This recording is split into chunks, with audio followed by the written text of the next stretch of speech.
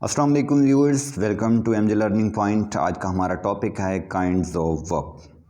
Very important topic verb. सबसे पहले तो आपको ये पता होना चाहिए कि वर्ब क्या होता है। A word which shows an action, state and position. ऐसा वर्ड जो किसी एक्शन को, स्टेट को और पोजीशन को बयान करे उसे आप वर्ब कहते हैं। अब हम इसकी काइंड्स की तरफ बढ़ते हैं क्योंकि वर्ब को हम पहले लेक्चर में डिटेल के साथ डिस्कस कर चुके हैं। अभी हम इसकी काइंड्स को डिस्कस करेंगे।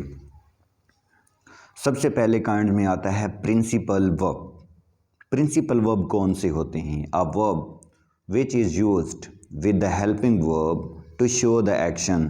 ऐसा वर्ब जो हेल्पिंग वर्ब के साथ इस्तेमाल होता है और किसी एक्शन को रिप्रेजेंट कर रहा होता है, शो कर रहा होता है, उसे आप प्रिंसिपल वर्ब कहते हैं।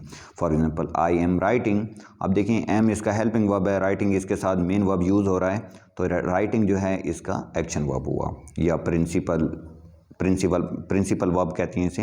यू हैव सोल्ड, हैव इसका हेल्पिंग वर्ब है और ये हमारा प्रिंसिपल वर्ब है। दे विल गो, अब विल हेल्पिंग वर्ब है और गो हमारा प्रिंसिपल वर्ब है। उसके बाद हम नेक्स्ट काइंड की तरफ बढ़ते हैं, ऑक्सिलरी वर्ब्स। ऑक्सिलरी वर्ब्स को आप हेल्पिंग वर्ब भी कहते हैं। A verb which helps the main verb to form a tense और मूड और वॉइसेस। कि ऐसे वर्ब जो मेन वर्ब के साथ इस्तेमाल होते हैं और टेंस बनाते हैं या एक मूड बनाती हैं या एक वॉइस बनाते हैं, तो इनको ऑक्सिलरी या हेल्पिंग वर्ब कहते हैं। इसके एग्जांपल की तरफ बढ़ते हैं कि he will go to school. अब ये विल लगाने से हमारा एक टेंस बनता है क्योंकि ये मेन वर्ब के साथ इस्तेमाल होती हैं और इनसे एक टेंस की रिप्रेजेंटेशन होती है, एक मूड की, एक अंदाज की और एक वॉइस बनता है आपका। तो इसे जो जितने भी हेल्पिंग वर्ब इस्तेमाल किए जाते हैं इन्हें ऑक्सिलरी वर्ब कहते हैं या हेल्पिंग वर्ब कहते हैं। आई एम कुकिंग फूड, इसमें एम आपका ऑक्सिलरी वर्ब है। उसके बाद नेक्स्ट ट्रांजिटिव वर्ब की तरफ बढ़ते हैं। Very important, transitive verb. Transitive verbs ऐसे वर्ब्स होते हैं कि जिन वर्ब्स के बाद ऑब्जेक्ट दिया होता है। A verb that can have an object. Example, he posted the letter. Posted आपके पास वर्ब है, इसके बाद लेटर ऑब्जेक्ट है। वर्ब के बाद अगर ऑब्जेक्ट आ जाए तो उस वर्ब को ट्रांजिटिव वर्ब कहती हैं। यहाँ ट्रांजिटिव वर्ब क्या हुआ? पोस्टेड। उसके बाद है you plugged a flower. Plugged आपके पास वर्ब है, फ्लावर आपके पास ऑब्जेक्ट है। वर्ब के बाद ऑब्जेक्ट आ गया है, तभी हम प्लग्ड फॉर्म को, इस फॉर्म को ट्रांजिटिव वर्ब कहेंगे। उसके बाद इन ट्रांजिटिव वर्ब की तरफ बढ़ते हैं। इन ट्रांजिटिव के उल्ट है, उसमें ऑब्जेक्ट होता है ट्रांजिटिव में और इसमें इसका अपना ऑब्जेक्ट वर्ब का नहीं होता। A verb that can have no object. ऐसा वर्ब जिसका ऑब्जेक्ट नहीं होता उसको इंट्रांजिटिव वर्ब कहते हैं। For example, he smiles. अब स्माइल्स वर्ब है, इसके बाद ऑब्जेक्ट नहीं है। वाटर बॉयल्स, अब बॉयल जो है ये वर्ब है लेकिन इसके बाद ऑब्जेक्ट नहीं दिया गया। He is laughing. अब लाफिंग जो है वो वर्ब है लेकिन उसके बाद ऑब्जेक्ट नहीं दिया हुआ, तो ऐसे तमाम वर्ब जिनके बाद ऑब्जेक्ट नहीं होता उनको इंट्रांजिटिव वर्ब कहते हैं।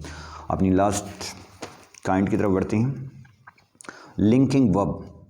लिंकिंग वर्ब नाम से ही शो हो रहा है कि ऐसे वर्ब्स जो सब्जेक्ट और ऑब्जेक्ट को आपस में लिंक करें और इनका जो मेन पर्पस होता है ये या तो स्टेट को बयान करते हैं या पोजेशन को बयान करते हैं। कि verbs which show the state and link subject and object. कि ऐसे वर्ब्स जो किसी पर्सन्स की, प्लेस की, थिंग को, स्टेट को बयान करें या पोजीशन को बयान करें और सब्जेक्ट और ऑब्जेक्ट को आपस में लिंक कर दें, जोड़ दें, तो इन्हें लिंकिंग वर्ब कहते हैं।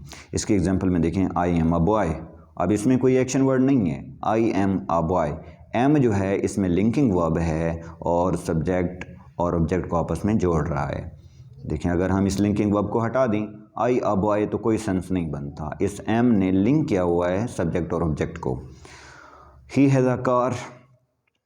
अब हैज़ जो है ये पोजीशन के लिए इस्तेमाल किया गया है, ये सब्जेक्ट और ऑब्जेक्ट को आपस में लिंक कर रहा है कि उसके पास एक कार है, तो हैज़ जो है ये आपका लिंकिंग वर्ब हुआ। आई फील हैप्पी, मैं खुशी महसूस करता हूँ, ये स्टेट को बयान कर रहा है। फील, इसमें कोई एक्शन नहीं है।